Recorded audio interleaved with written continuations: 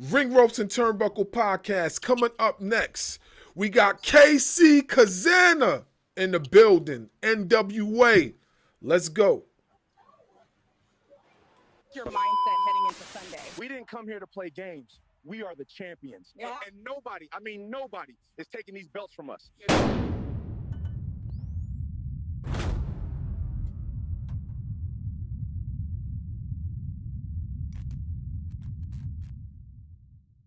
You want the best?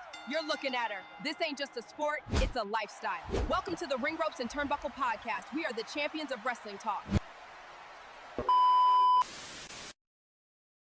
Up next on Ring Ropes and Turnbuckle, NWA star KC Cazana is in the building. You don't want to miss this. Stay tuned. We back. Make sure you like, share, subscribe to the channel. Hit the notification bell for more content. Yes, we was having a little bit of ticky difficulties, but we on it right now. We on technical. It. He meant technical. Yeah, He's old. He's old. He can't say his words right. He meant technical. It's all good. It's all good. But we got KC Cazana in the building. My bro's gonna lead off the conversation. I'll be right back. So you take it away, bro. Always running away, man. Wifey duties. I'll be right back. So how did it feel to see an AI reporter saying your name? I think it said it right. It's like the first AI thing that ever said it right. And it's crazy because a lot of times, like, you have to like teach this thing how to say stuff. And this is actually our first time using an AI generated reporter to open up the show for us by saying the wrestler's name instead of us coming in after like a intro and then saying the name. Yeah, like every AI that ever happens is always like KC Cazana. Cazana. It's always Cazana, not Cazana. It's Cazana. But like this, like that was one of the first times it said it right. Like one of like three, I guess. You have to type it like I guess a certain way for it to say it a certain way. I don't know. AI's over my head. My boy over here, he's the tech guru. I do a lot of the stuff based off the stuff that he teaches me. It sounds like sometimes I gotta teach AJ about this technology every now and again, because he's about 32 years old, so he doesn't understand any of this technology. So like I'm the one that has to teach him everything. And I don't even understand it myself. I was just about to say, you said that you didn't understand it, so it looks like you're trying to get an understanding of all this stuff before you can teach your brother. Yeah, it takes me about a month, and then AJ will catch up. I just updated my phone. I just updated my iPhone from I was like on iOS like 17. Oh boy, you're way behind. And now I was chilling. I liked it. It was simple. And now I got this like see-through glass crap on my phone. I don't even know what it is. Yep. Everything's switched. I don't like change. That iOS has been in, I want to say since July or August when that update came through for the iOS, for the new iOS. Yeah, I haven't. I just went from 17 to 26. I don't like it. I didn't update my phone. I was like, this is I don't need it updated. So it's fine. Yeah, it takes some getting used to. I'm still finding new little things from the new iOS that I haven't seen. I'm like, oh, what is this? One thing I do notice is that both you and your brother are extremely goofy. That's just like running the family? I guess. I'm just me. I was never this is a funny hang on. I was never this like goofy growing up. I was always the quiet kid. I always just wanted to be in my own bubble. I still want to be in my own bubble. But like I went on a trip in the 8th grade to Washington, D.C. I left the quiet kid that I didn't want to do anything. I come back. Now I'm jumping off the walls. I'm goofy out there. I'll put it out there. Apparently, Washington, D.C. does wonders for people. And now I act like I just don't care what people think about me. You can either like me, hate me, love me. I really don't care. I'm going to live my life the way I want to. Life's too short to take it so serious. Hell, it's everybody's first time on Earth. Why are we acting like we've been here 3-4 times? It's everyone's first time on Earth.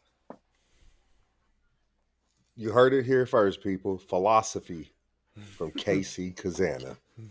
Alex Warren. Shout out Alex Warren, my favorite artist. That's his song title, First Time on Earth. I was like, I'm stealing that. Because it is everyone's first time on Earth.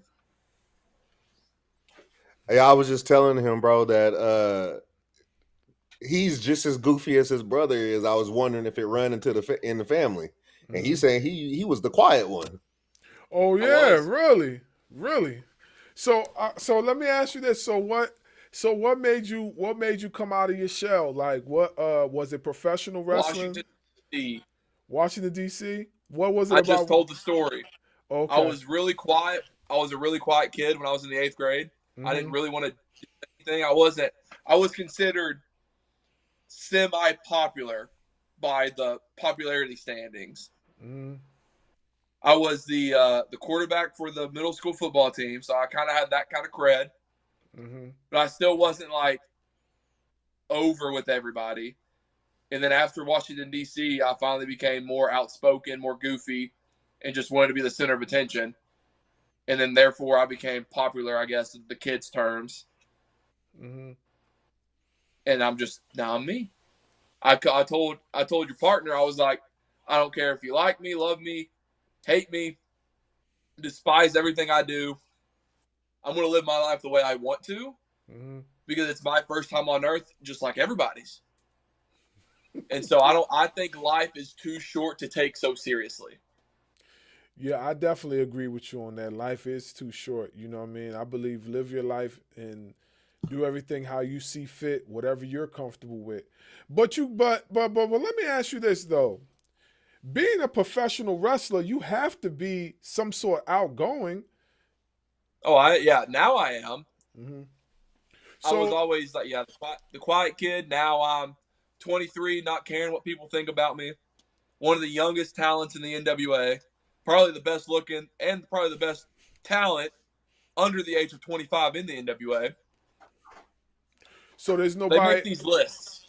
These lists about wrestlers under 30, right? And it's just based off popularity. I don't think people look at talent.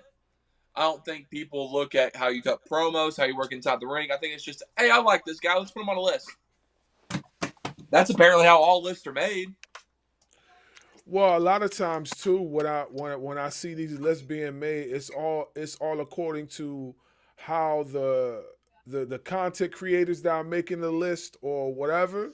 It's all according to what they like. You know what I'm saying? Well, I just saw this list, and I know this makes all the lists go out the window because this person, whoever the group of people are, put my buddy's 2 kids on the list after they did a spot with me and my buddy. And they put his kids on the list, and they are both under the age. One's 18. The other one's like 10.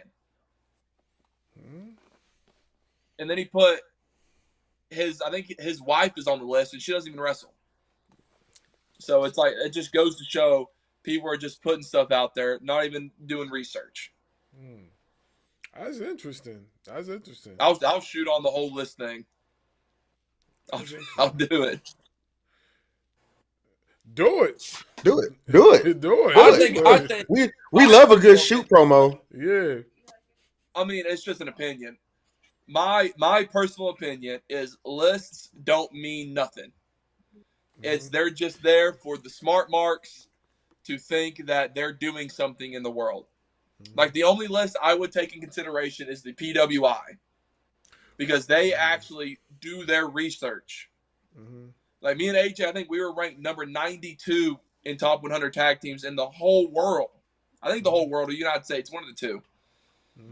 But, like, I take, because they look at everything. They look at who we've beaten, what titles we've held.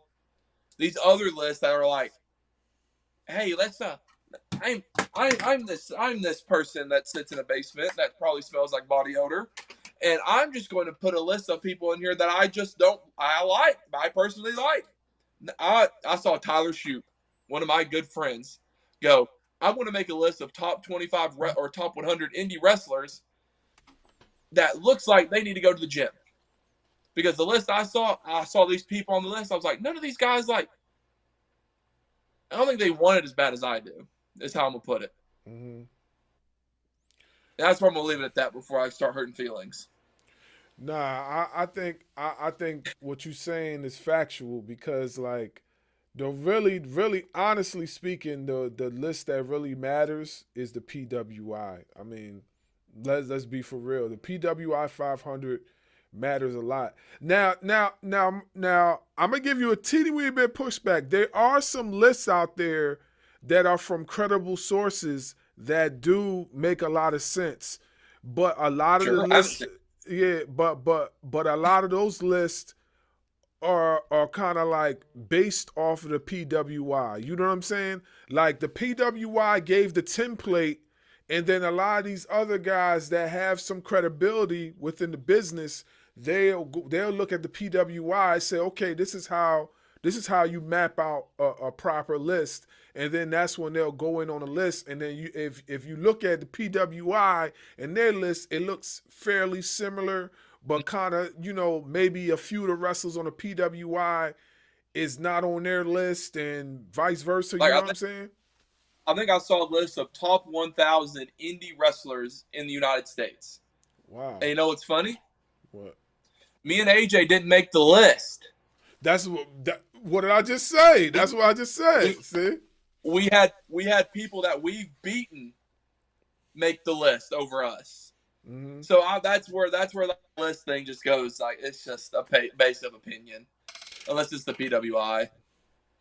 It really is a based on the opinion, It really is, But like I said, like, PWI is probably, if not the most credible list you could possibly have, and look at and really know where you're standing as far as a professional wrestler, So you definitely have point on that. Yeah. I want to talk about your family history. We got into it with your older brother, and he told us a lot of things. So from your perspective, being the younger brother, your family legacy in professional wrestling, what is your perspective? Well, when I was younger, I didn't know anything about my family legacy in wrestling. I always went to shows with Dad. AJ got to catch Dad when he was in the prime of his career. And so for me, I got to catch Dad more on the tail end of his in-ring wrestling career and more of his promoting career, if that makes sense. Right. So from when I was growing up, I always, like, didn't know anything. Everyone would tell me, like, my last name means something, especially in Knoxville, Tennessee. It means something. I'm just like, I don't get it. I just think it's a name. And then I get into wrestling. Like, I wasn't going to wrestle. I think that's all wrestlers, but I wasn't going to wrestle. I obviously played college football. I played at Tusculum University, and I wanted to obviously go pro, which I knew I wasn't good enough to go pro. Like, don't get me wrong. I came to that realization I was not that good. Practice squad, maybe. But playing on an NFL Sunday night, probably not. And so I had to then look at my options. I was like, well, AJ's wrestling, and he's doing a really good job.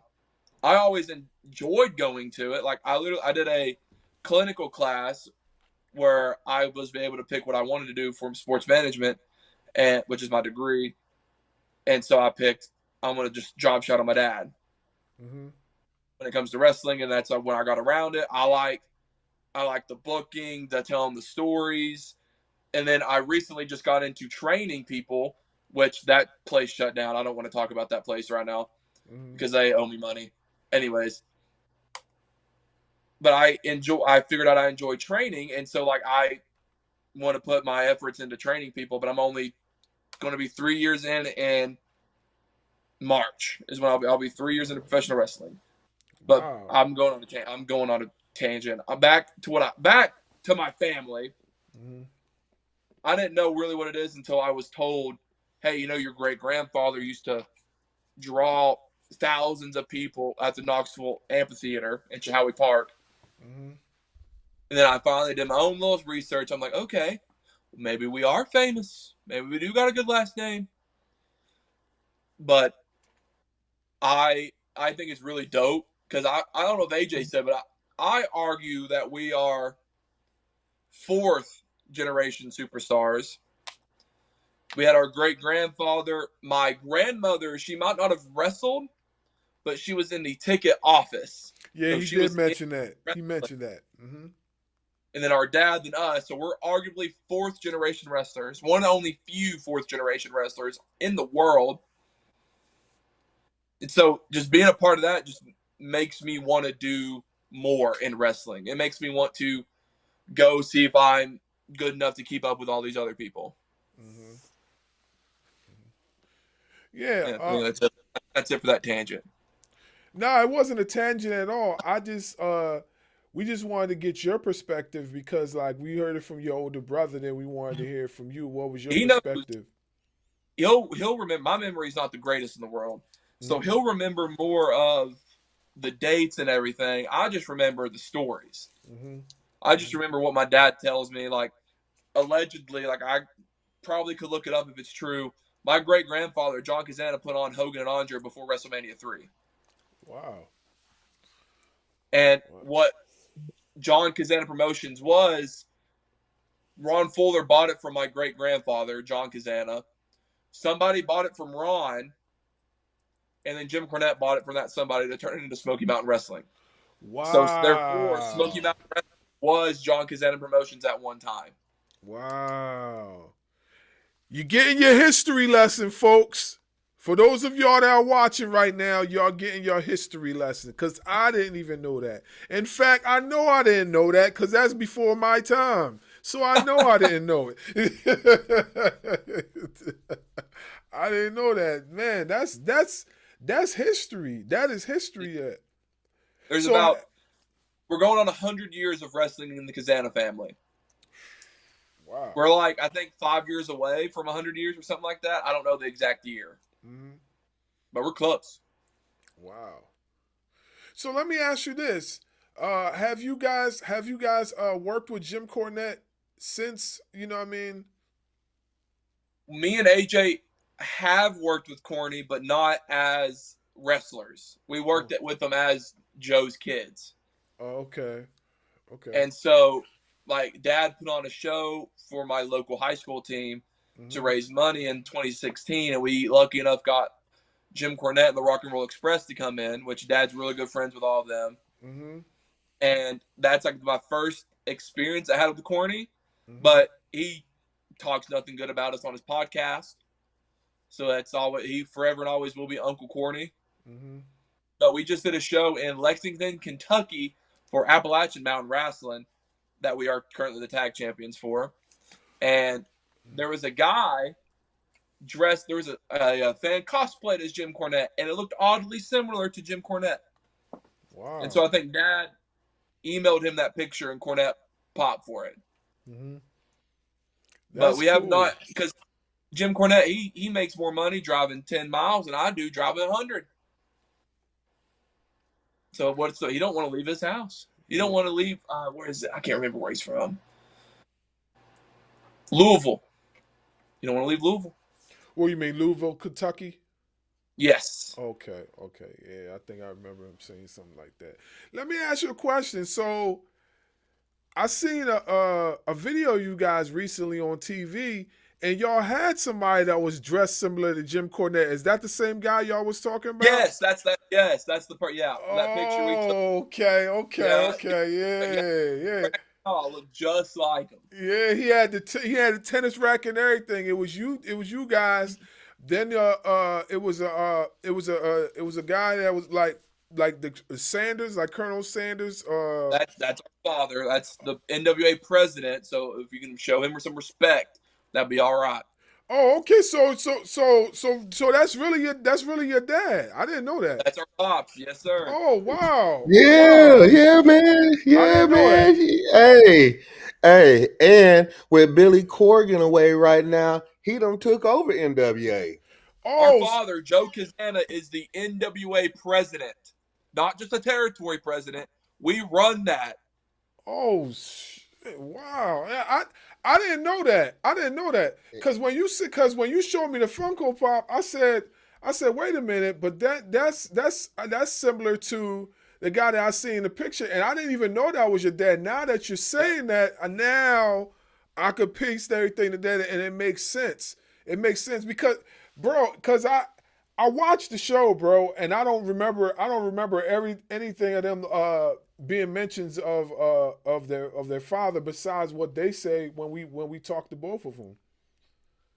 It was either He's really last our week's dad. episode or the week before last is when it was right after. It was the episode after the Thrill Billy won the championship, where they started the show out with all the wrestlers in a room, and the Cazana family is standing on a stage, and they're saying that they have taken over NWA.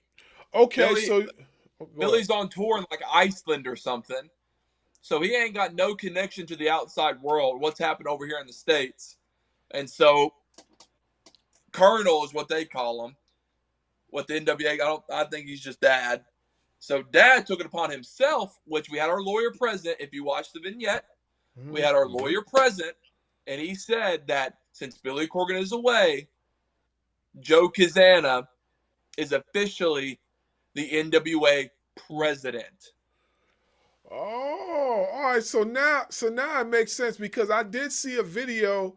There was a video of you guys. Y'all was walking. It looked like a club type of atmosphere that you guys was walking. That's the territory office. Oh, okay. That's Joe Cazana's personal territory office. Okay, now I get it. Now I get it. See, this is what I'm saying. Like, if you didn't mention this, I wouldn't still know because it's not like it's actually said on TV. Like, there might have been some like sprinkles of hints. So if you don't pick up on it, then you're not going to know. So now when you say that, now I connect everything and understand. I'm pretty confident Dad did say I am the acting president of the NWA. No. I remember hearing something like that. I'm just talking about I didn't make the connection that was your father on film, on TV with you guys. Yes, I didn't make that. That's my dad. Yeah, I didn't make that connection. I thought it was somebody that was playing your manager because I'm gonna say this too. Your dad, the outfit resembles one guy that I remember clearly as a kid. And I told your brother, Colonel Robert Parker. Oh, you don't know Colonel Robert? Your brother would. Colonel Robert Parker used to dress in the same outfit, and he used to manage Bunkhouse Buck, Terry Funk. He managed. Not Jimmy. Talking about Jimmy Golden. That's his name. That's his real name. That's what he wrestled as in the Tennessee area. He was Jimmy Golden. Okay, no, I didn't know that. I know him. I know him as Colonel Robert Parker. That's how I know. That's how I know him. Talking about Bunkhouse Buck. Bunkhouse Buck is Jimmy Golden. Yeah. Okay. Yeah. Well, if you talking about the wrestler, then I knew. I think I know that part. I know too much about that Golden family. I don't want to. I hate them. Oh yeah, but yeah, that's how I thought was the whole connection. We wrestled the Good Brothers in Kentucky. We finally got Boss Hogg, which is what we were like, what Dad wanted, but Boss Hogg got his outfit from Dad. I just want to let that be known. So we were going more Boss Hogg, but everywhere we go, because I guess Dad looks just like Colonel Sanders. Which, Colonel Sanders obviously got his look from Dad. Same thing with Doug Dimmadome from Fairly Odd Parents. The creator called Dad up and was like, hey, can I use this? Dad said, absolutely. Just give me money. Dad got paid. Yo, that's crazy. But yeah, now I can make the whole connections now when I see that now, because I didn't, like I said, I didn't know. Like, so now when you say that, now I see it. So yeah. But yeah, that's damn, that is crazy. That is crazy. Yeah, bro. That all came to fruition a couple episodes ago. Like, well, I knew that was your dad, but Well, the you president kind of should thing. have told me before we got on the show. That Hey, would be people, nice. I people mistake know. Dad. Huh? What'd you say? People have mistaken my brother for my own father. We We were at a show in Nashville, Tennessee, and they walk up and go, is that your dad? Talking about AJ. Oh boy. And I go, I don't know if that's a compliment for me or a compliment for AJ. I think it's an insult for AJ because it's saying he looks way older than what he is. I go, no, ma'am. That's just my big brother. They go, no, it ain't. AJ's been mistakenly, hey, you're KC's dad at least 3 times. Well, a minimum of 3. Well, like I said, I had no idea. It would have been nice though if I got cued in. So then you know what I'm saying, I don't look like a dunce on camera. It would have been nice. I had nothing to do with that. I thought you knew. No, I did not, bro. That's why I was confused when he was showing me the Funko. I was like, he got a Funko part with Colonel Sanders. I had no idea. If I knew, I'd be like, oh shit, that's your dad. You know what I'm saying? Looks just like Dad. There was another one that was a custom made one. I don't know how well you can see it. It's custom made where he's on a buffed body. Okay. Now, Joe Cazana now. This was Dad back in the 80s. Mm-hmm. Now I got one more question, and I'm gonna pass it back to Doug. Has the actual people that have Colonel Sanders actually hit y'all up and said anything to you about the whole thing? No? Not that I'm aware of. Because the only reason why I asked that, because I know, like, what they call it, intellectual properties and stuff like that. They might say something and there's something. Well, Dad has a full goatee. He don't have a little mustache and a little happy trail. He has the full goatee. Yeah, so that is true. That's true. So that separates everything. Yeah, that is true. And Dad wore a cowboy hat. And I don't think Colonel Sanders has ever worn a cowboy hat. Yeah, he definitely hasn't. As far as I know, he definitely has. I haven't seen one, but yeah. But yo, that is super cool. That is super cool. So you guys, basically you guys travel on the road together and everything. Well, Dad he still works a daytime job, and so he really can't come on the road with us as much as we want him to. But we don't really need him to because he's only there for the big ones. He goes, he says, boys, y'all can go take it out there on their own. You don't need me. But now when we wrestled the Good Brothers in Lexington, he was like, I don't trust them. They're Good Brothers. So let me come up there and make sure y'all do things, by the book. Okay. Yeah, that's what's up. Go ahead, Doug. So you a football player, huh? I was once upon a time ago. So you mentioned earlier that you were a quarterback in 8th grade. Now, I'm assuming by seeing how big you are now, you transitioned to, let me guess, offensive line. How fat do you think I am? I mean, because you could have lost weight when you got into wrestling. These hands right here have never dropped a pass a day in their life. Tight end. I was a tight end fullback. H-back. Is that what they call him these days? H-back? Sure. I was an F. We called him F. So I asked your brother this, and I'm gonna ask you, who's the real UT? University of Tusculum, where I played. Hey, there you go. But I'll hey, take the real that. UT is Vols. I'll put it out there. That's Tennessee Vols. It is not. You see this? Thumb down. Don't do that. Don't do that. Don't do that. Yep. Don't do that. That's just disrespectful. How does Stephen A. Smith? So disrespectful. I don't even like Stephen A. Smith. Texas is overrated. Have you seen Arch Manning? Overrated. Oh my gosh, here we go. Uh-oh. Even though, hey, my uncle did play with Peyton, though. He did play with Peyton. Hold on. Your uncle played at Tennessee. I'm not saying UT. I'm gonna say Tennessee. And he played with. So, what position? He was Peyton's center for the first 2 years of Peyton's career. That is awesome. So, have you got to meet Peyton?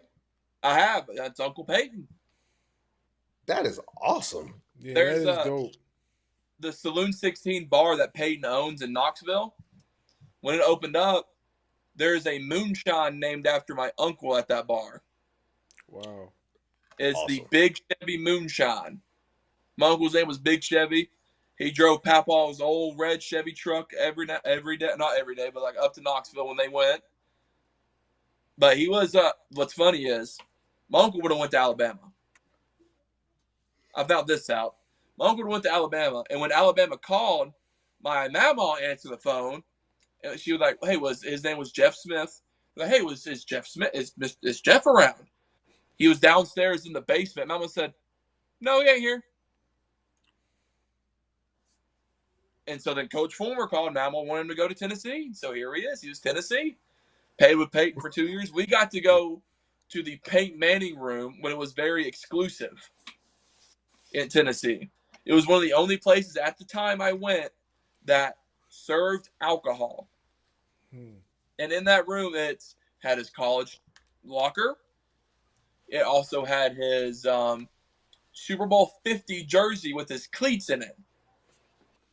I think when he won not Dallas, in Indianapolis too, the jerseys were there. But we got to go there, and because my uncle, I think he was an All-American for at least 2 years. And so every time we go to Tennessee games, I always want to go with my uncle because he gets us into the Letterman Club, which is like you go right downstairs, right on the field, right next to the locker room. This is I don't know if my buddy would get in trouble for this, but I won't say his name. Whenever I was playing ball, I was a junior in high school. I needed some football cleats, and so Dad hit up. We know one of the equipment managers for Tennessee. And so he hit him up and was like, "Hey, my son needs some cleats." Next thing you know, guess what came in the mail? Cleats. Beautiful checkerboard bottom cleats with a big T on them. They're downstairs. Those things, they didn't last me through the season though. Because they get like 15 different cleats they can wear every game. I had the same pair to play ball, and then for at least I think we went to the third round or fourth round. So I played with them for 14 games. And by the 14th game, I couldn't use them. I had to use a different pair. But we got the hook up with that. But yeah, our uncle played with Peyton. And so like what's funny is my dad remembers Peyton when he was in college before he was famous. And he told me the story. It was like, yeah, him and your uncle were just driving down the street. And next thing you know, we hear, "Hey, Joe." Dad turns. It's just right to my dad from Peyton.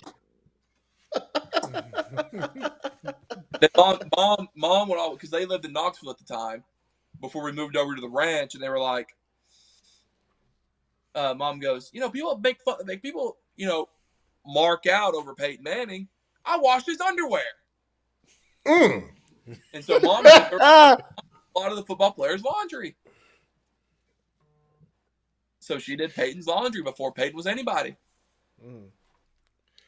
So You call him Uncle Peyton, you've met the man, you know the man, and you gonna call his nephew overrated? Have you Or is seen it him just play? because he didn't go to Tennessee? Have you seen him play? He's looked great the past few weeks. What are you talking about? He picked Texas when he knew he That's would what it ride the is. bench 2 years. When he could have came anywhere else and been an immediate starter, or at least second string for 1 year. But he wanted to go pick Texas. Out of all the teams, Texas. Not even a real SEC school. There it is. That's what it's about.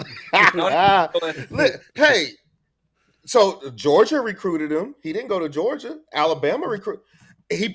Now I will say this. He probably would have went to Tennessee if Tennessee didn't have that Nico kid who also had went there and then Nico left.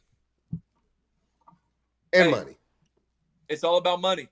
NIL ruined college football. I'm not going to argue with you about that. Watch. After Ole Miss gets eliminated from the playoffs, watch how many players enter the portal and go to LSU. Watch. I will not argue with you about that.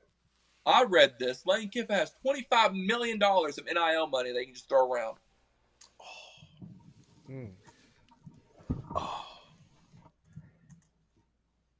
Can you imagine having NIL money when I was in school, let alone when my partner was in school, because that dude was in school a long time ago. And they started NIL when I was in college. On my last 2 seasons, they just started NIL.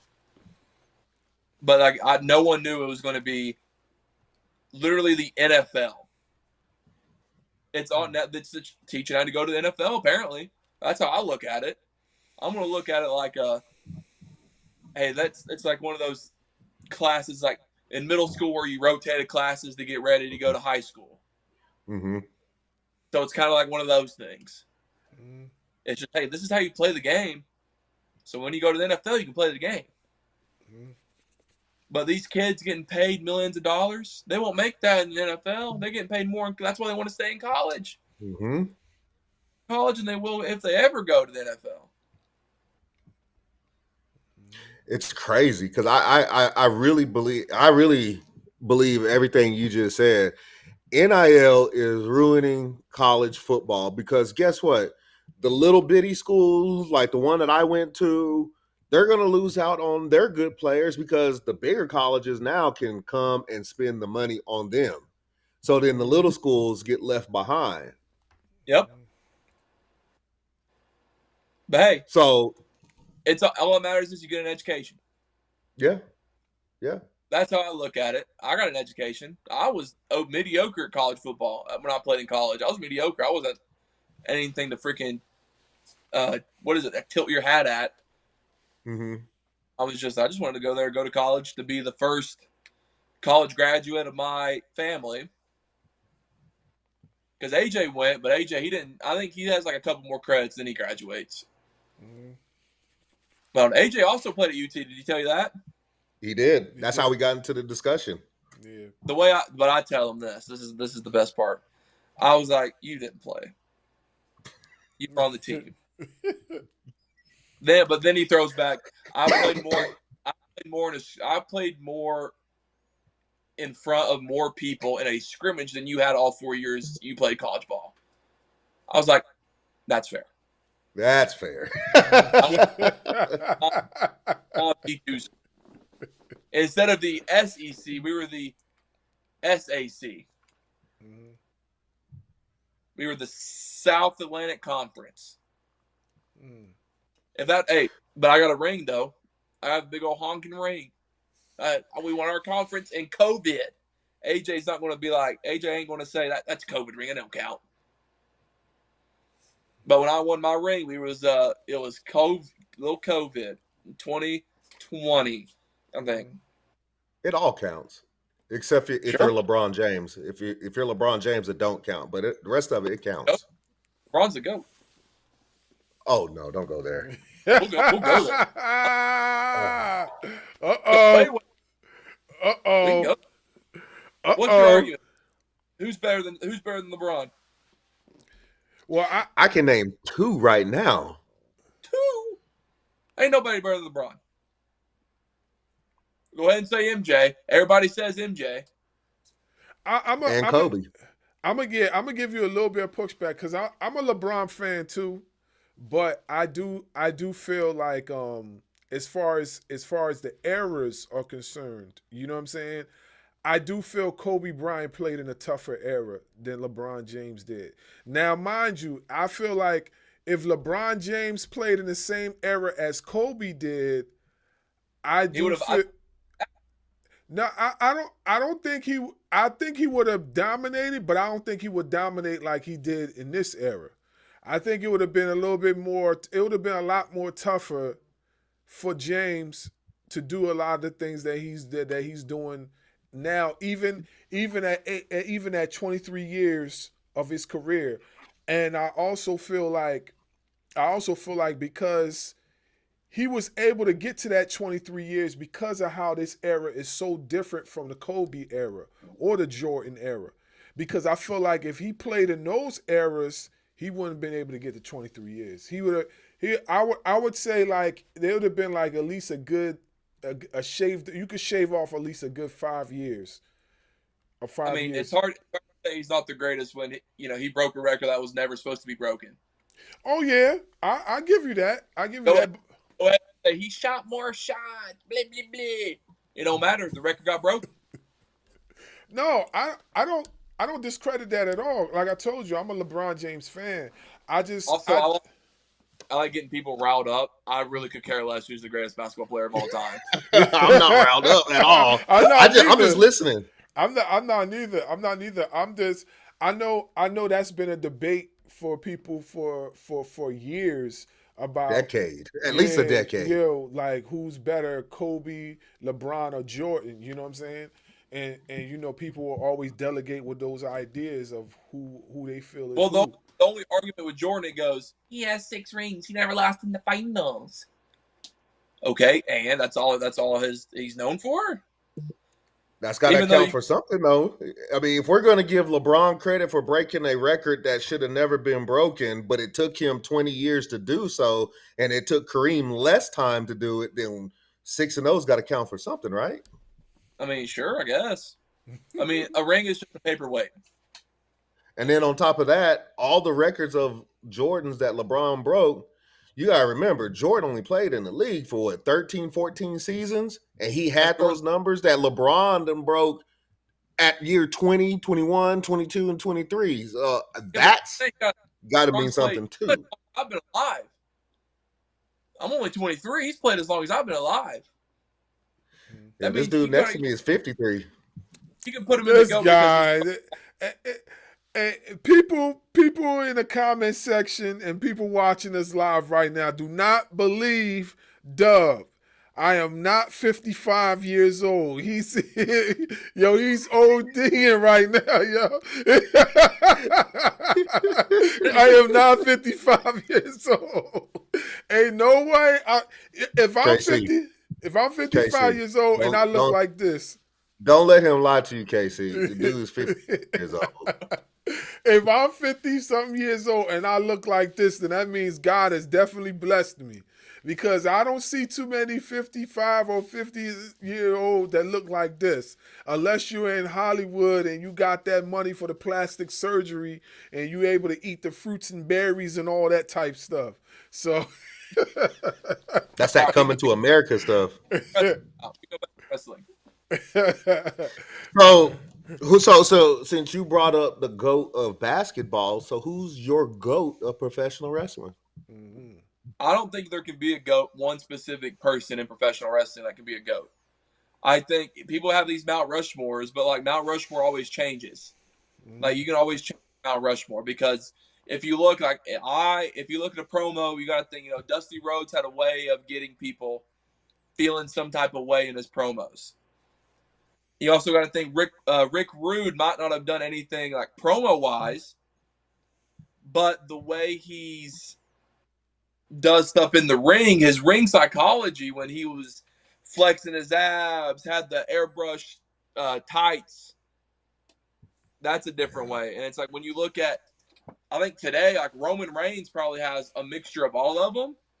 He can cut one good promo. He's a great in-ring worker, but I wouldn't put one specific person on the GOAT status in wrestling, because wrestling, it's different eras. But it's also like what Dr. Thomas taught us, different flavors of ice cream. Like some people might be like, Will Ospreay's the greatest of all time. I don't like personally how Will Ospreay wrestles, but he is really good. I don't like it, but that's just not my style.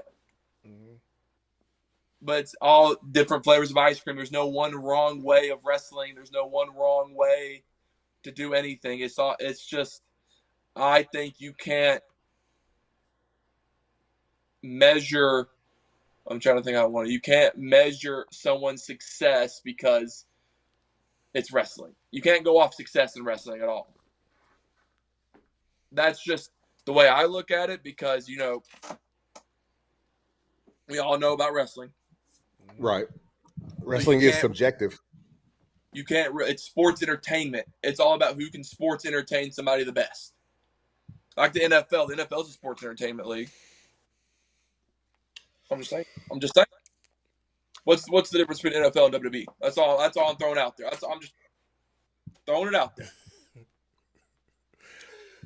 So, do you think that the NFL is scripted? Just want to touch on that real quick. 100%. I think NFL and wrestling have a lot more in common than people think it does. Because if you look at it, the NFL says it's a sports entertainment league, not just a sports league. And so they're thinking, like, who's hot right now? Why do you think? I think the Chiefs aren't doing so hot because nobody wants to see the Chiefs three-peat. Why do you think that? Nobody wants to see them three-peat. Nobody wants to see them to be. I don't think that. Will they be the first NFL team in history to three-peat if they did? I believe so. I don't know if anybody's done it, and if they did, it would probably be back in maybe like the 60s or 70s. Well, so like, wait a minute. What about the Patriots? Didn't the Patriots win? No, they never three-peated either. They went 18-0 and lost the Super Bowl. But and that's the thing, and that also plays into what he was talking about too. Why didn't they let them tie the Dolphins, break the Dolphins record by going undefeated the entire season? That also plays into what KC's saying. So it makes perfect sense. That's just a conversation I like. That's another riled up conversation I can get people going with. Oh yeah, no, it's good. It's good. If you pay attention to the message boards on Facebook and X and all this other stuff, there's a handful of people out there that totally believe what you just said, and I am slowly but surely starting to enter that realm myself, because I'm like, why is it all of a sudden that the Chiefs aren't good this year? I mean, if you look at it, Joe Burrow just came back and they won on a Joe Burrow comeback when he hasn't played in so long. Because Joe Burrow is, as the kids say, over with the NFL fans. Because I'm a big Joe Burrow fan. I liked LSU before Joe Burrow got there in 2019. I liked LSU when I watched Leonard Fournette play live. So that's one of I saw that. I became a big Leonard Fournette fan. And I liked LSU, and then I liked that when Joe Burrow and Jamar Chase were there. So I've been a big Joe Burrow Jamar fan. So now I'm technically a Bengals fan. Is how people look at it. I just want Joe Burrow to do good because I like Joe Burrow. That's fair. That's fair. And I'm assuming. I guess he had a good game. I haven't heard anyone slander it. I've seen nothing but good things. But again, there's no go in professional wrestling. So I want to backtrack just a tiny bit, because we had started talking about you playing football and stuff like that. So how was it for you transitioning from football to wrestling?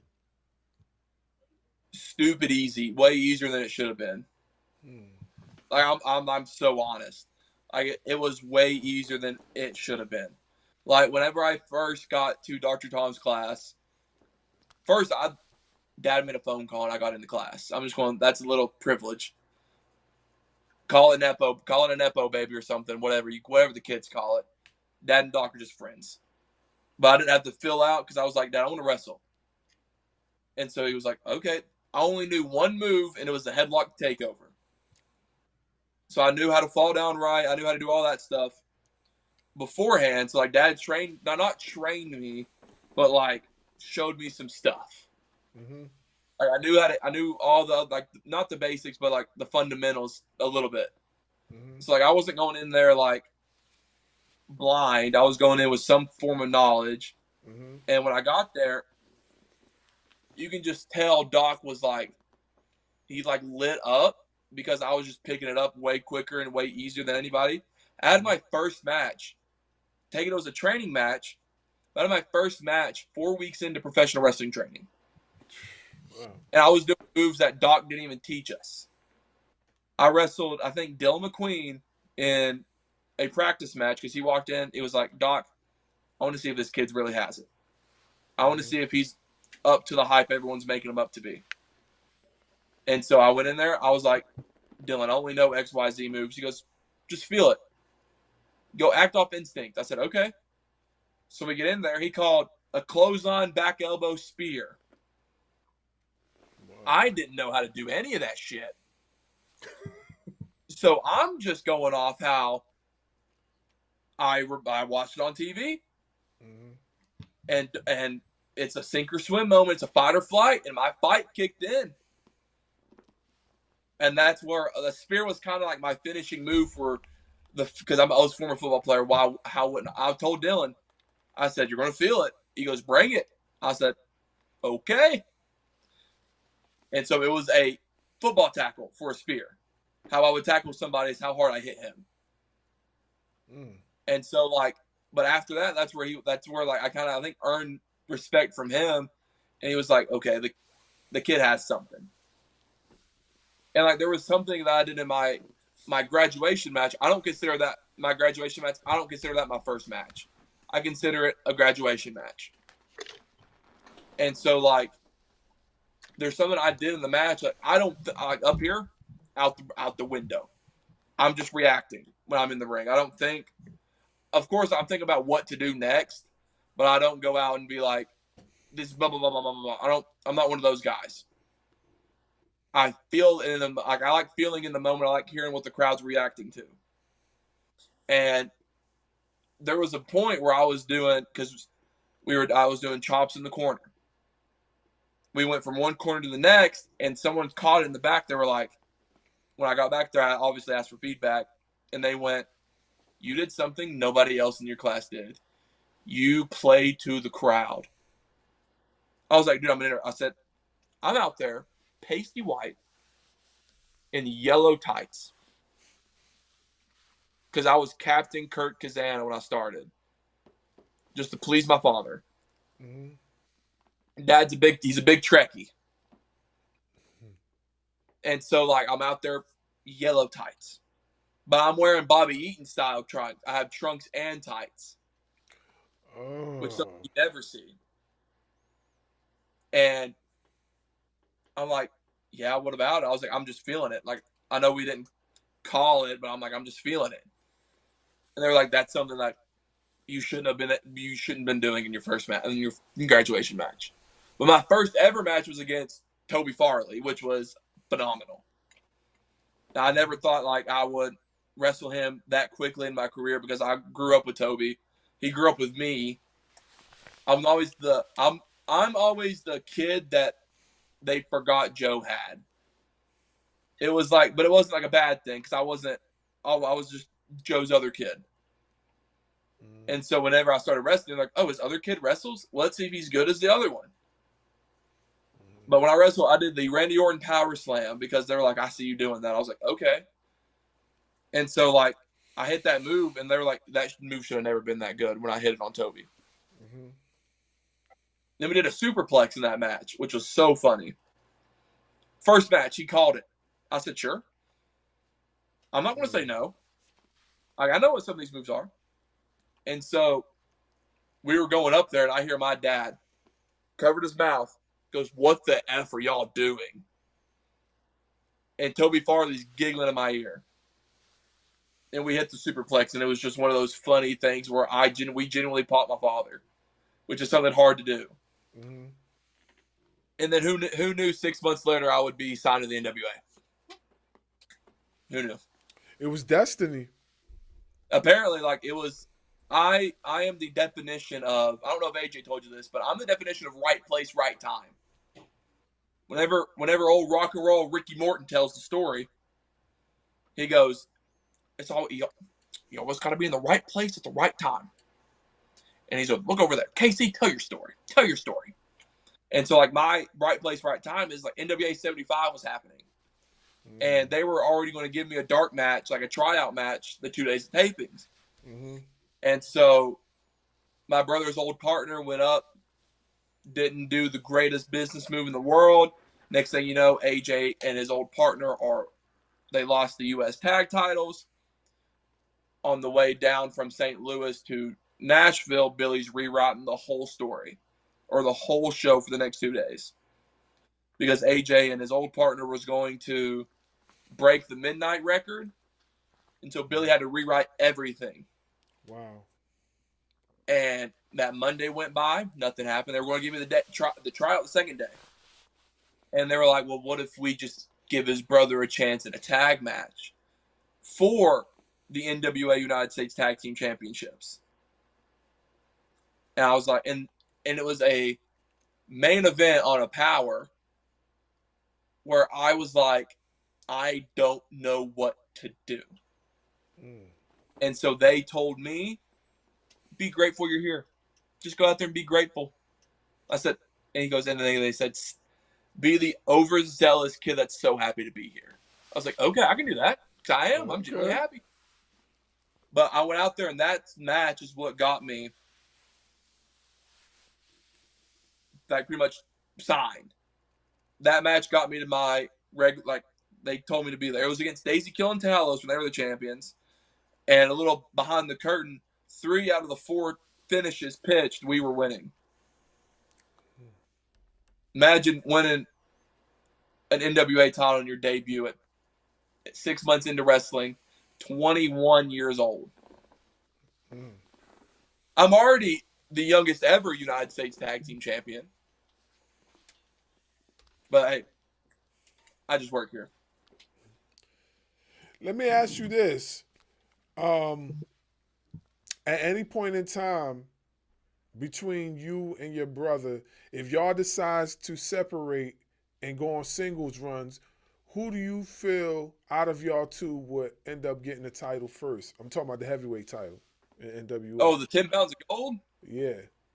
The Burt. I would probably think I think AJ would get it before me. Yeah. That's just because he's huge. Have you seen? He's jacked. I will never tell him. Oh no, we watched him on television. We know. Yeah. I think but it's like if you watch the tape back, is all I'm saying. It was when EC3 was champion. Mm-hmm. I wrestled EC3 for the 10 pounds of gold. Before, AJ hasn't wrestled for the 10 pounds of gold his whole time in the NWA. Wow. I just want to put out there a little punch.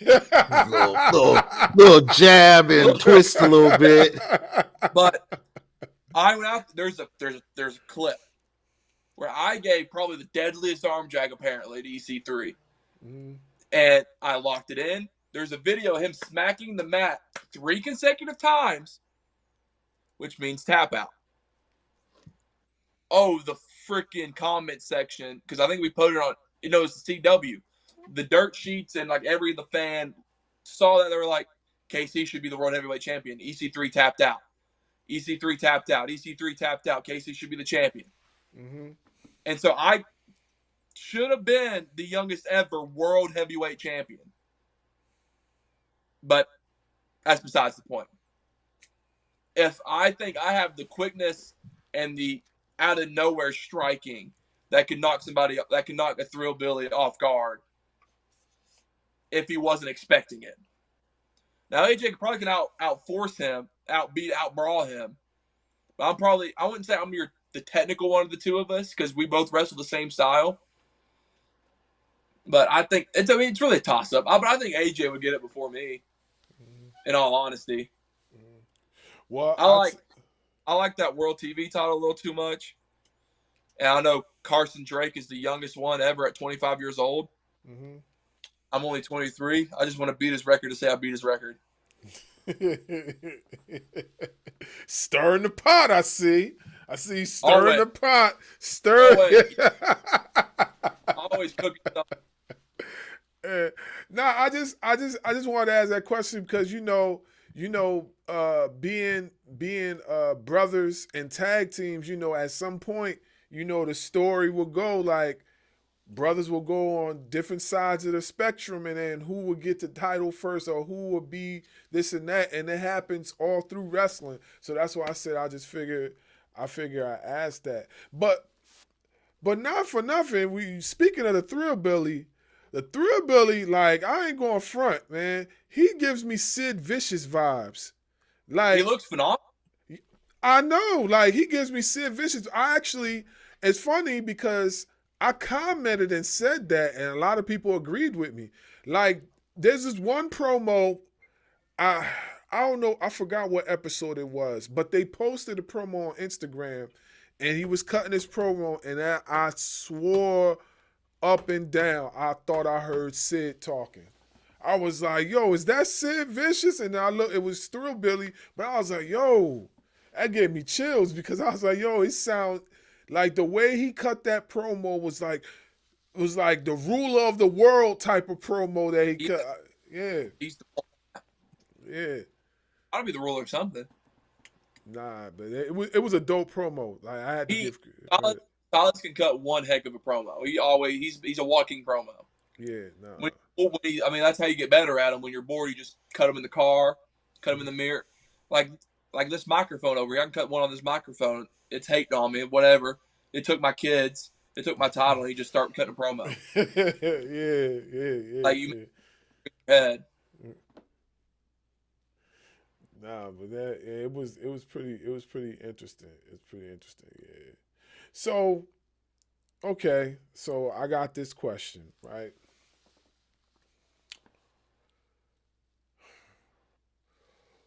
Who lifts the most out of you and your brother? That's a pretty dumb question. Why? Have you seen him? But I've seen him, but I'm saying, like, I've seen people just as big as your brother, and I've seen people smaller, and they lift more. That's what I'm asking you. I don't think we'll ever find out because him and I don't lift for maxes. Okay. That's just a number. Let me go in there. Let me listen to my own body, and I go for what people call show muscles. Mm-hmm. Hey, I ain't got to be strong. As long as I look on TV, I'll be all right. But I think if we're going like at one point, it's all about how much you weigh too. Like I know AJ was, I can't remember what he was pushing, but I was a senior in high school, mm-hmm. squatting I think I squatted 500 at one point. Mm-hmm. I was deadlifting about 315. Mm-hmm. Benched almost was at 315. I was only 185 pounds in high school, by the way. But what did I just say? You see what I'm saying? So it's a method to my question because that's what I'm saying. Like I don't know what AJ probably has better numbers than me anyway. Like I'll give AJ the credit in lifting any day. I don't like working out. I have to do it for my job. It's a job to me. So I don't like doing it for fun. It's just a job. If I don't go to the gym, I don't get paid. That's how I look at it. Okay. Yeah. All right. Go ahead, Doc.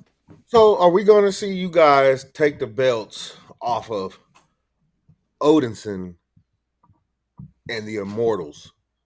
Well, Odinson and Kratos are the Immortals. Kratos. Yes, absolutely. I meant to say the Immortals. That's what I meant to say. Last time, ever since me and AJ got in the NWA, every world champion's been ducking us when it comes to tag team wrestling. When Knox and Murdoch had it, ducking. BFT had it, ducking. I know Kratos is the most feared. He can probably really kick my ass. Odinson also looks like he would eat my head. But pause. They're yeah. Al. Dirty Mind down there. What side are you on? You're on this side, Dirty Mind. But they've been ducking. There's no, hey, all I'm saying, we got 2 sets of tapings when we go to Florida. And not next week, next weekend. It is next weekend. There's 2 shows. I'm throwing it out there. If they want to scrap, we'll scrap. It ain't gonna be this. If the Immortals and the Country Gentlemen wrestle, it will not be no technical Dean Malenko style chain wrestling. It's gonna be boots to ass wrestling. It's gonna be a brawl. It's gonna be nothing but meat slapping meat. Pause.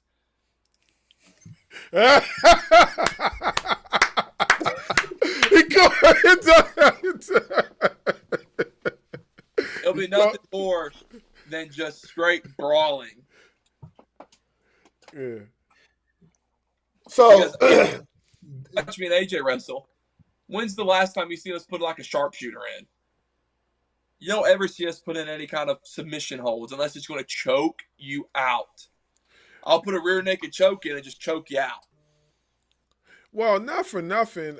When we talked to Psycho Boy, he said wrestle to your size, like wrestle to your means. You know what I'm saying? So that makes a lot of sense.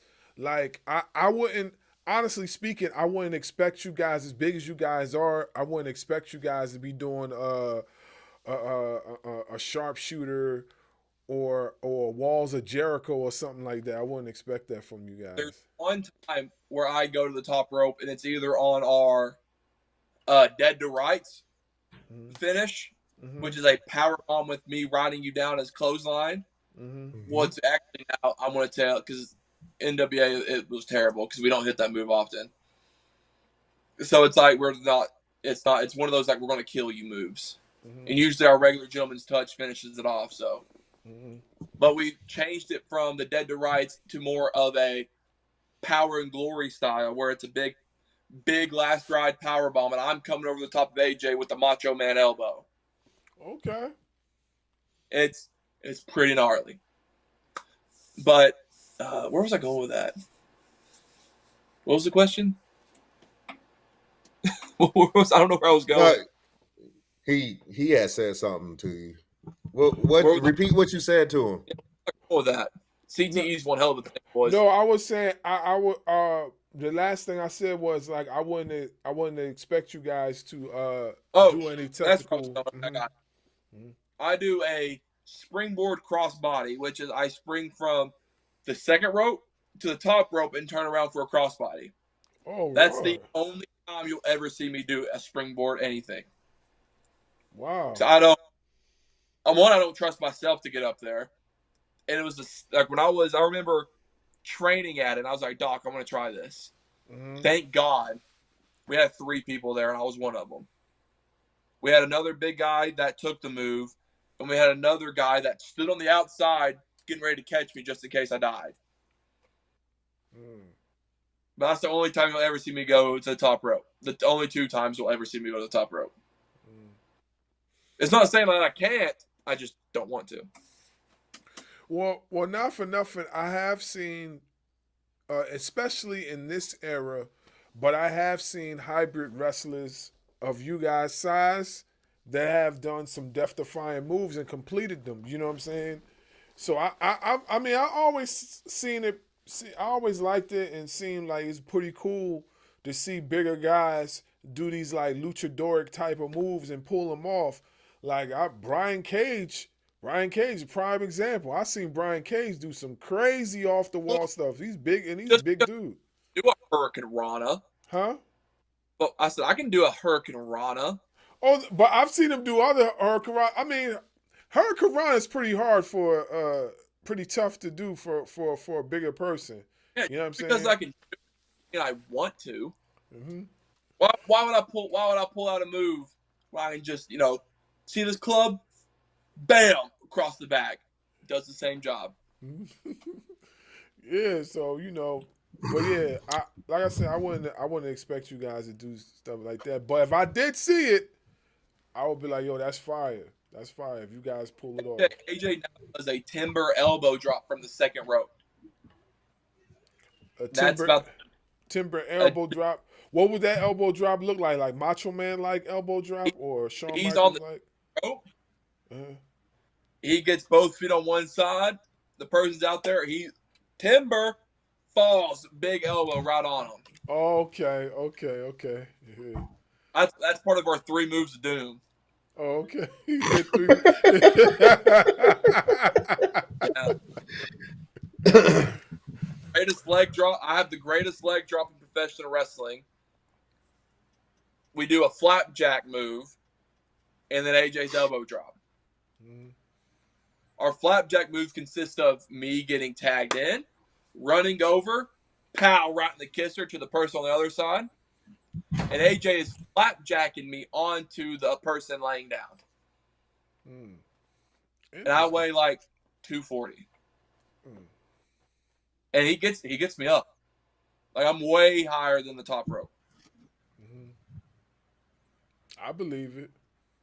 It's terrifying. The first time we practiced it, I was like, I don't want to do it. I'm too high. This is too high up.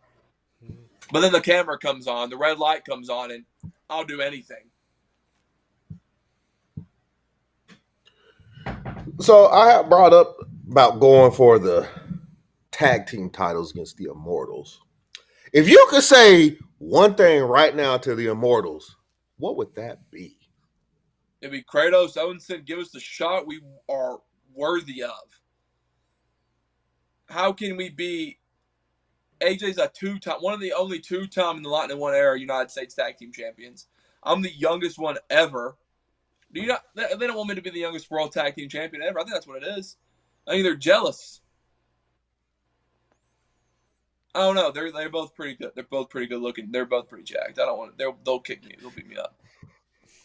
But hey, especially Odinson. I would say like the one phrase I would say was "Give us the shot we deserve." Because Immortals. I've been there for going on my whole career. So 3 years in March, I've been there. AJ's been there for about 5-6 years. Or about 3 to. He's been there about. I want to say he's been there about 5. I don't know. It's probably pushing it. I think it's time for just us to, just give us a shot. Maybe I think they're scared. I think they're scared of Papa Joe. I think they're scared of Dad. That's what it is. They don't like old people. They're scared of Dad. Confirmed. Kratos and Owenson don't like old people. Y'all heard it here first. They don't like old people.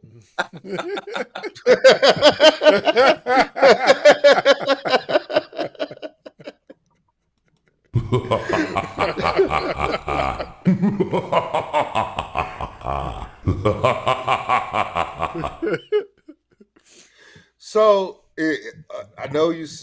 Who is your favorite wrestler of all time? Randy Orton. He's a generational kid. Or he's not even a kid. He's a generational man. He does everything he doesn't move for no reason.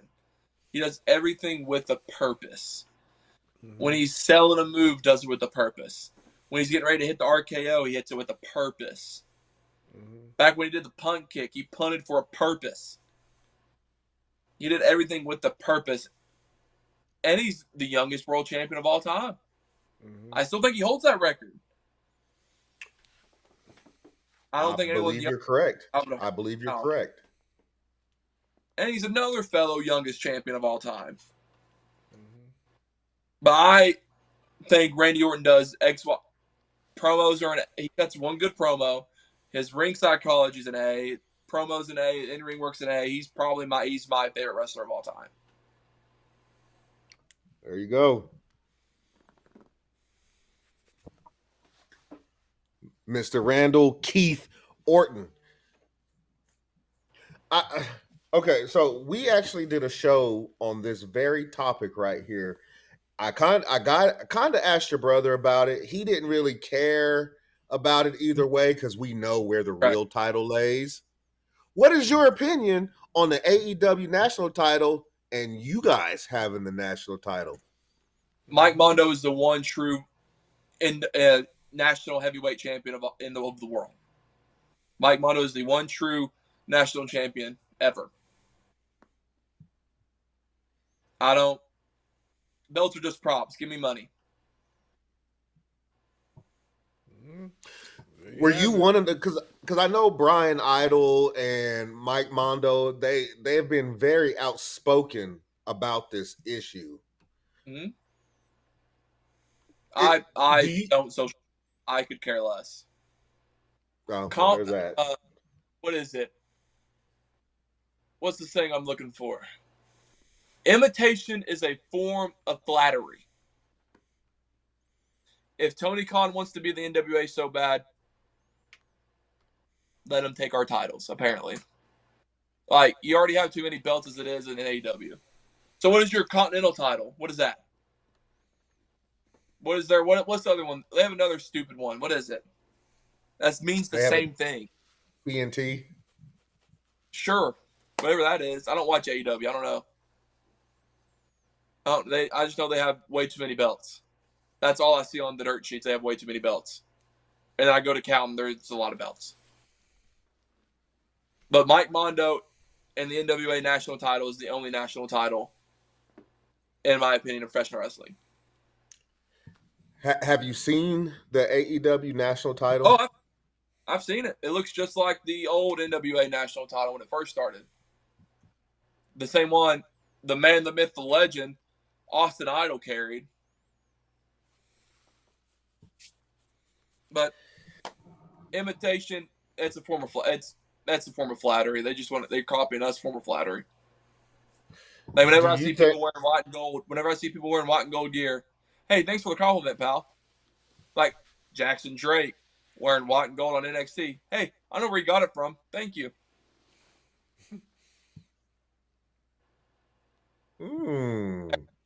He's my dog. He's my boy. I like Jackson.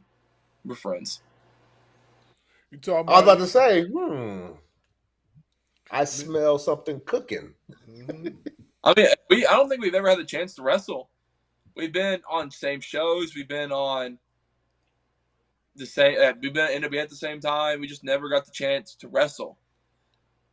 Because once they formed the tag team, he pretty much got snatched up by the WWID program immediately. Which I think Jackson, he's probably one of the futures of WWE. Nah, he's really good. Same thing awesome. with our guy Javon Evans. He is he's just a great kid. I have to put AJ over right here. When I met Javon, I knew him as Jay Malachi.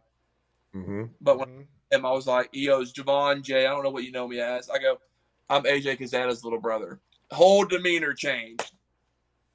Now we're boys. Now we're buddies. But I think if they give Channing Stacks Lorenzo a shot, I think that would be. He's a JPWA alum, by the way, same trainer. If they were just to give him a shot, they would be like, "Oh, this kid got he's not even a kid, but this guy's got it." But I think Jackson, Sean Legacy's another one. He's WWID. Sean Legacy's dope, man. Only a good wrestler, a great person. But I'm more tight with Jackson Drake. So I just hope the best for all my friends. I hope he makes millions and millions of dollars one day. Just so he knows who was there for him when he started. So hey, I know where you are. I mean, throw me a couple. Ain't got a million. It can be like, just give me like 100,000. We'll call it a day. Couple hundred G's. I'll be fine with just 100. I'll be fine with just 100,000. But there's a lot of people, in my opinion, that have the potential to make wrestling great again. And it starts like there's some good people on the Evolve program. Like I don't watch it, but I just listen to what Jackson says. But there's a lot of people in wrestling that are young. Like right now, wrestling is like everyone that's good is young, which is insane. I know the the TNA World Champion is what is it, Frank? I'm gonna butcher his last name. Frankie Kazarian. Sure. But he's one of the older champions right now. Same thing with like Punk and all of them. But like Silas, I think Thrillbilly's only 32, 33, 34. Like he's not that old. Cody's not that old. You have like your stars right now in all the companies are not old. Which being old's not a bad thing. Like I don't want to go on like people make it sound like it's a bad thing. But it's just like people want to see, like I'm 23. I want to see a 23-year-old go crazy somewhere. I want to see someone of my generation go crazy. Like if I'm not the one, let somebody else be it. I just want wrestling to be great again, like how it was in the 80s and 90s and early 2000s. And there's a lot of names on the indies right now that's not picked up by anywhere, and it's a crime they're not picked up. Like there's a Tyler Shoup, one of my good buddies, looks like $1 million freaking dollars, but hasn't been picked up anywhere. One of my buddies, what's his name? Connor Martin. He's a brand spanking new, maybe wrestling for a year, but there's something there with him. Logan Grove, another kid that if you just give these people opportunities, you could see what they could do. If you just if you just give them an opportunity and just see what they could do, you would be really satisfied with how they produce. That's just they're Tyler Shoup. He's been my buddy for since we started. He was my first like main real feud in wrestling. And so like we've obviously had enough. We've just clicked immediately. We're both former college athletes. He played at Penn State. Not want to get into it. If you know, you know. But we've been real tight ever since. And I want all my boys to succeed. That's just me. I don't care about I obviously would love to be a world champion. I would just want all my if you're at my table, I want you to eat is kind of basically what I'm saying. I don't think there's nothing wrong with that. I think I think that's pretty cool. But I also feel like too, like, you know, being a competitor yourself, you know, if you ever they're not. I'll put them over. They're not better than me, but I'll put them over like that. Because at the end of the day, I just either need. I use a couple berry moves to end somebody. It takes one clothesline. The lightning line is what people call it. Apparently, I get no one's ever kicked out of it. So I throw one mean clothesline, more of Stan Hansen lariat, or I'm big enough, I'll just drop you on your neck with a pile driver. One of the two. It don't matter if it's a regular or a KC driver or a package pile driver. I'm a big pile driver fan. But they're not. I love them all to death, but they're not better than me, and they know that. I was getting ready to say that. I was like, but I'm saying it's a crime. They're not. Yeah, I was getting ready to. I was just when. I got a method to the madness. Yeah, just what you were saying, I was like, wait a minute, but you know, as a singles competitor, you know, at the end of the day, Cazana greater than anybody.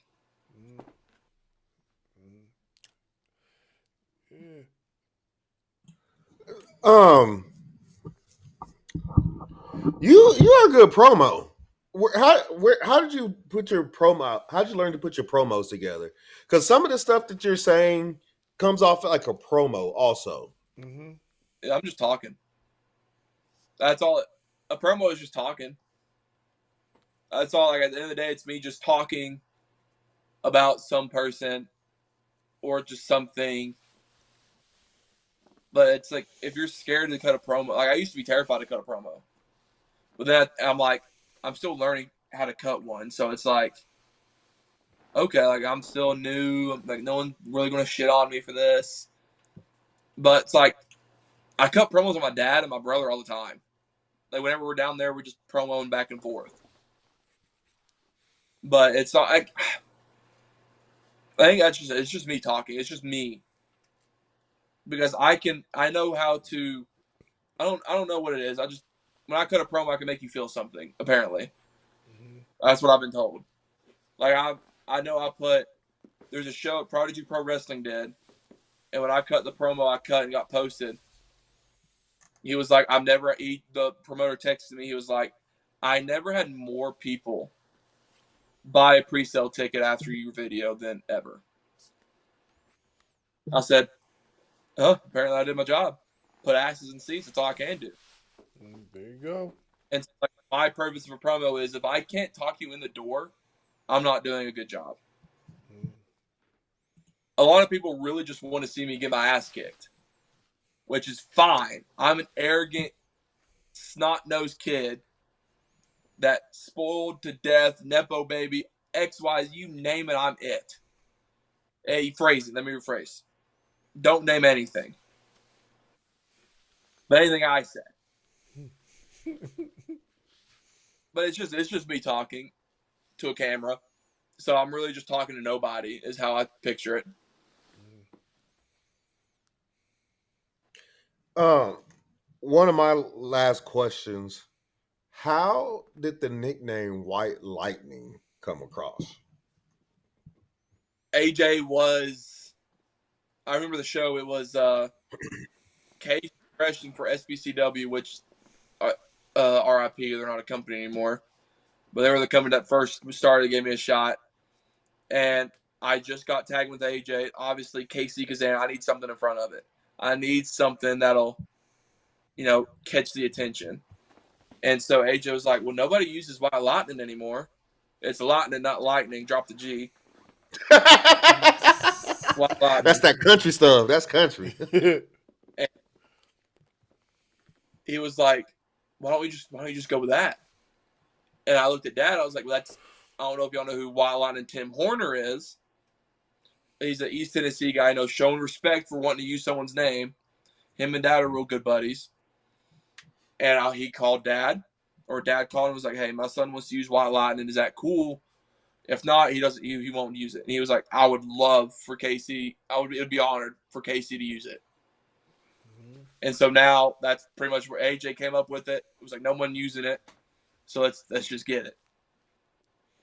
And so that's where White Lightning KC Cazana came from, because it has a good ring to it. Like AJ is the brute AJ Cazana. I'm White Lightning. It just shows that we're both separate people, but one, if that makes sense. Perfectly. It gives us personalities in the tag team. So I couldn't just be KC Cazana. What is that? Like, what? You gotta have a nickname, or at least a moniker. Mine's White Lightning because I can strike fast, strike out of nowhere. And the way I strike, you can't even see it. It's so fast. But I think it just shows that AJ's the brute, so he's going to go in and be more, give him one of these, give him one of these, give him one of these kind of people. And I'm the one that's like, he's going to brawl with you and beat the shit out of you. And I'm more of I'm just going to hit you quick and you don't even know. It just shows that are both different forms of athleticism with the both of us, in my opinion, in the name. Mm-hmm. Being the Cazana brothers, who is the better football player? I mean, if you look at it, AJ would say him because he played D1, but I played more years of college than AJ. I mean, it's really a toss-up. It's really, I think, a toss-up because in high school I was good in high school. Should have been, a lot of XYZ factors in high school. It was stupid. My quarterback was a 3-time Mr. Football finalist in the state of Tennessee. He only won it once. I said, brother, how do you get nominated 3 times, only win the 1 time? Mm-hmm. But so that's a lot of competition with him. But it's also we played 2 different positions. AJ was your offensive line, defensive line. In high school, I played everywhere but the line. At one point, I was the X receiver, Y receiver, Z receiver. One point, I was the backup quarterback for like 5 games, and they were like, you had no idea you were the backup quarterback.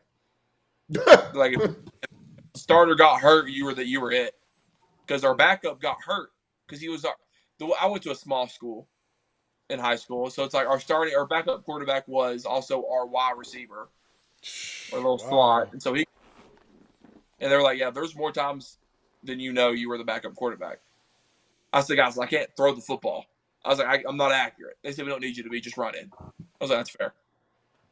But AJ played offensive, defensive line. I played tight end, fullback, running back, receiver, linebacker, inside, outside. Never played safety, never played corner, but I could. It was just we're both two different positions, so I don't really think we're the best Cazana representations of offensive line and skill position. That's fair. AJ's That's fair. lineman, player. If you guys hold on before I go there, do you prefer to be babyface or heel? Don't matter to me. Whatever pays me the big bucks. I know that's right. Money talks, bullshit walks. So if you guys were to split up, who would be the heel? Who would be the babyface in your eyes? Well, the way AJ says, I'm a better Ricky Morton than him. So I think I would probably end up being the good guy out of the two because I'm the baby brother. Everyone's going to have more sympathy for the baby. And AJ's just, there's not anything you can like about him looking at him. If your first initial, like, I can say that because he's my brother. The first initial look at AJ, you're like, F this guy. Then you look at me and you're like, oh, he could be all right. But I think I would be the baby face with Dad. Dad would turn face for me because I'm the baby of the family. Then go with me, and AJ would be the dastardly heel to go find an Austin Idol or somebody to manage him. So I think that's how it would work. I'd be the Jeff Hardy. I think Jeff was the baby face. I'd be the Jeff Hardy. And then you can go on and be the youngest champion.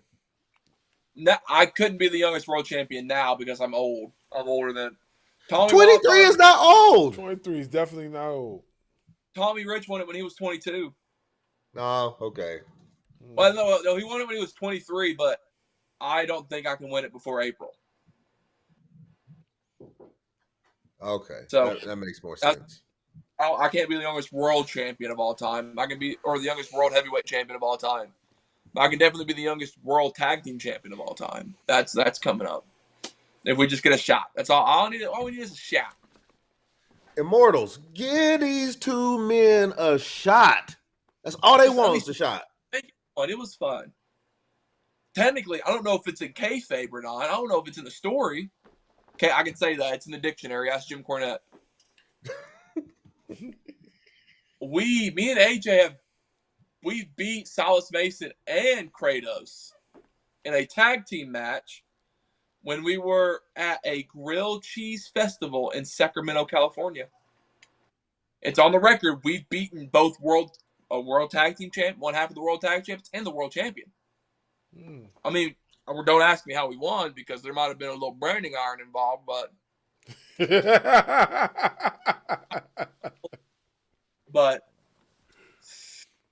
just saying. I see where you're going. Throwing it out there. I see where you're going. Because then that should put one of you two in contention for the world champion, and both you guys should be in contention for the tag team. Hey, our dad's the president. We can do whatever the hell we want to. Good point. Good point.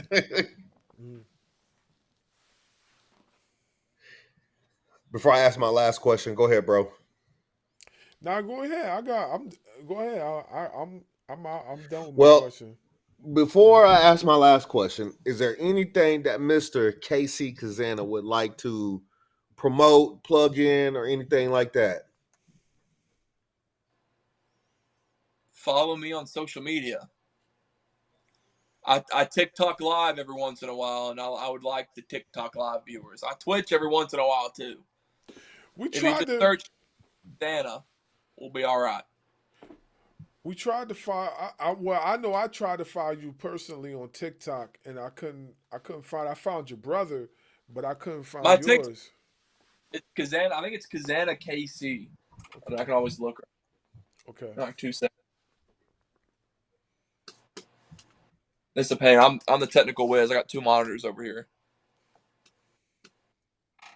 Let me look. I think it's just Cazana KC. Okay. Yeah, it is. It's just Cazana KC, and then my Twitch is just KC_Cazana. Okay. I'll go back. Very I'll go. creative with these names, if you can't tell. Yeah, follow me. Okay, I got you.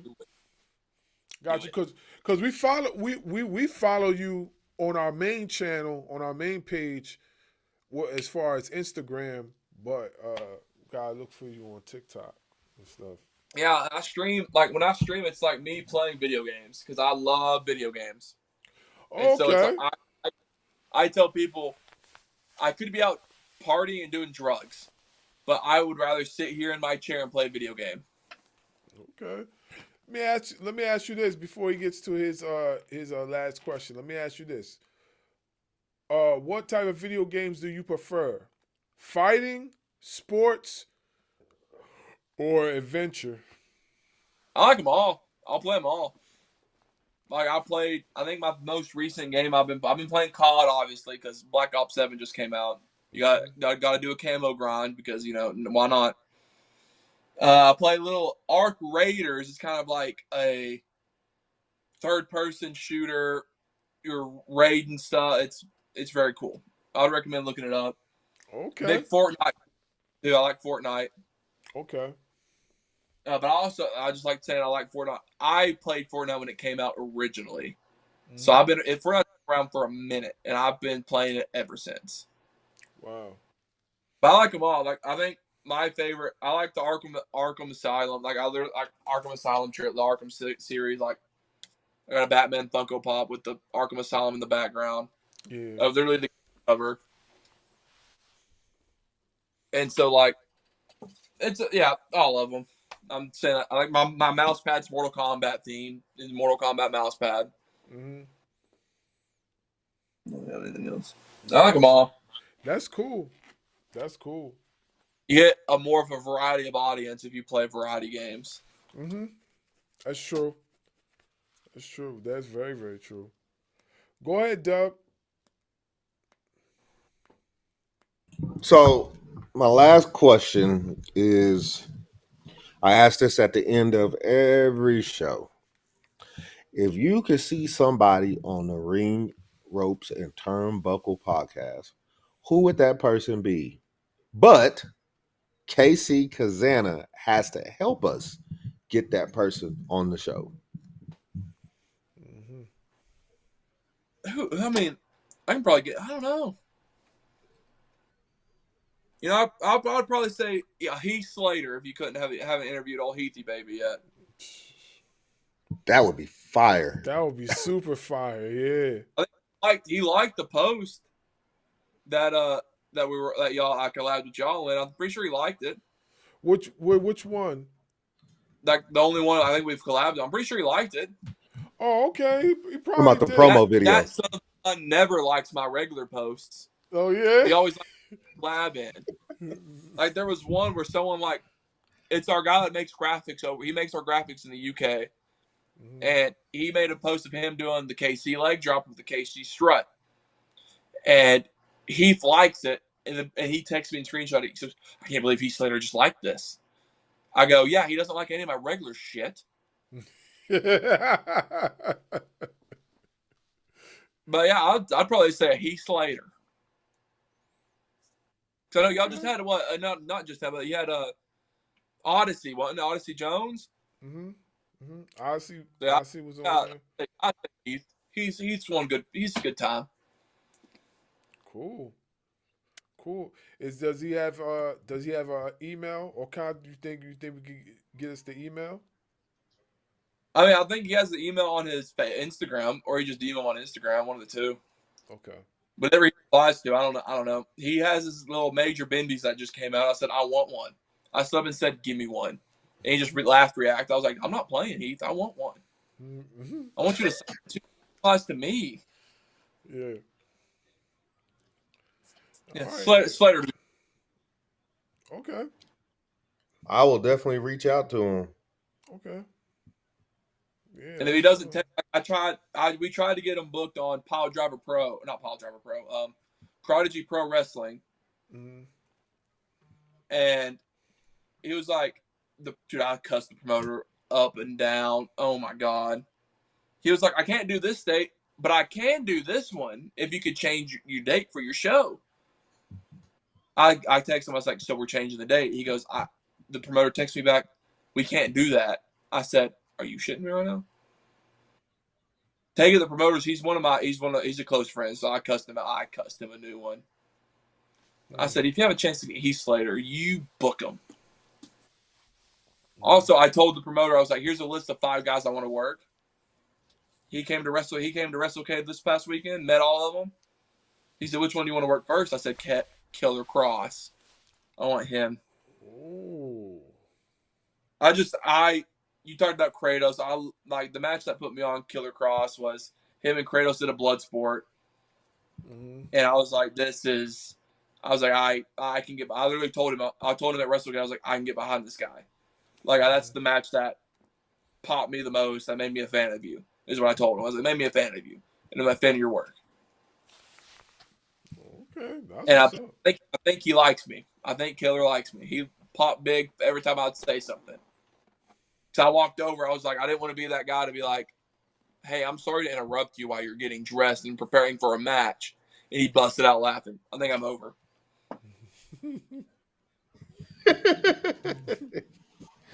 I will say this real quick. You didn't do it, but I'll do it for you, KC. You can thank me later.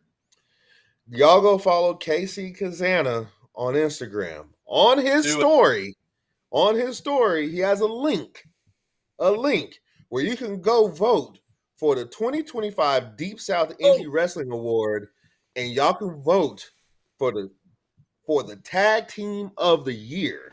And make sure you vote for the Country Gentleman. Country Gentleman. Do it. I forgot all about that because I don't care about these. I don't care about awards. I just want to go win titles and kick some ass. If I can win an award on the way. You never know. If you win this award, that might put you in the line for a tag team championship. It could put us up on these indie lists. It could. We don't care, remember? I rolled.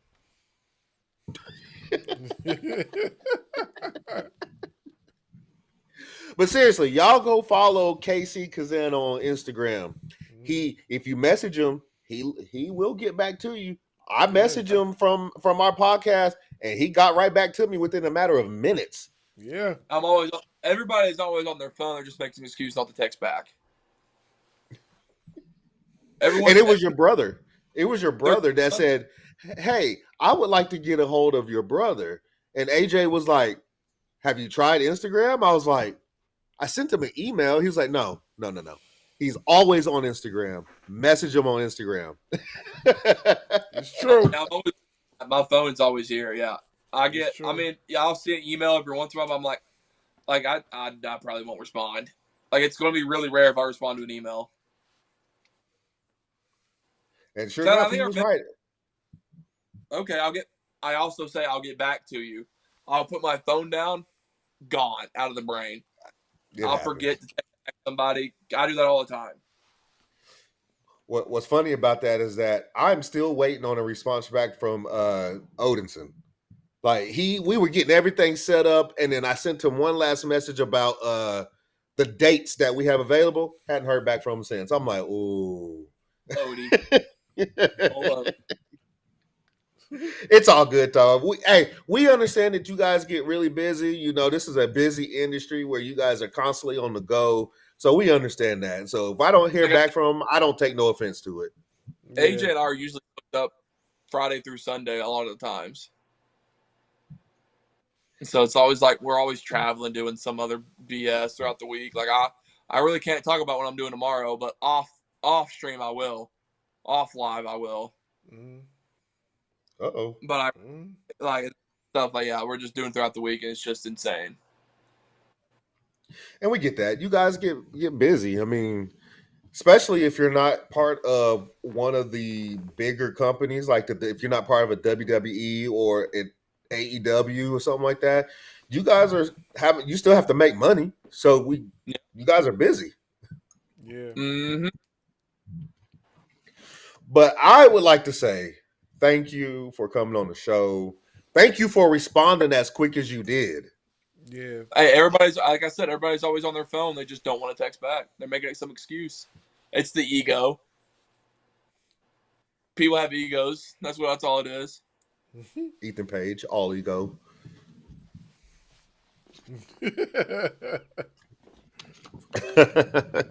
But seriously though, thank you for coming on the show. It really means a lot to us, and it means a lot that you took time out of your busy schedule to come on here and just have a conversation with us for a little bit. Yeah, I love talking. I think I love hearing my own voice sometimes. Yeah, definitely. We are gratefully appreciative, for the opportunity for you coming on here and talk to us and give us some family history. I learned a lot of stuff today. I learned a lot. Now I gotta go back a few episodes and watch NWA on, and catch up on certain things that I didn't pick up on the last time. Because you taught me a few things today that I did not pick up on. So now I know. I'm a teacher of sorts. I know. Yeah. But that was it for this evening. We got KC Cazana was in the building with us. We appreciate him for coming aboard and chopping it up with us tonight. Look out, because Friday we got a legend that is going to be sitting down with us in the name of Buff the Stuff, Buff Bagwell. He will be with us on Friday. Buff Daddy's going to be with us on Friday. So make sure you guys tune in and check us out for that interview. It is going to be fire. And he got a lot to talk about. So we're looking forward to that. Once again, we appreciate you, KC, for being in the building with us. Don't make it your last time when you and your brother get them tag belts. We want to see y'all back here on this show so y'all could talk y'all ish for sure. You know what I mean? So once again, we appreciate y'all. Anything else you have to say before you bounce out? I'm good. I ain't got nothing else. I talked a lot already. Okay. All right. All right, so we appreciate you. That is the show. It's your boys, podcast tag champs of the world. We'll be back with another one. Salute. And that wraps up another explosive edition of the podcast. Join us next week as the road to the championship continues. This is the Ring Ropes and Turnbuckle Podcast, your home for real pro wrestling talk.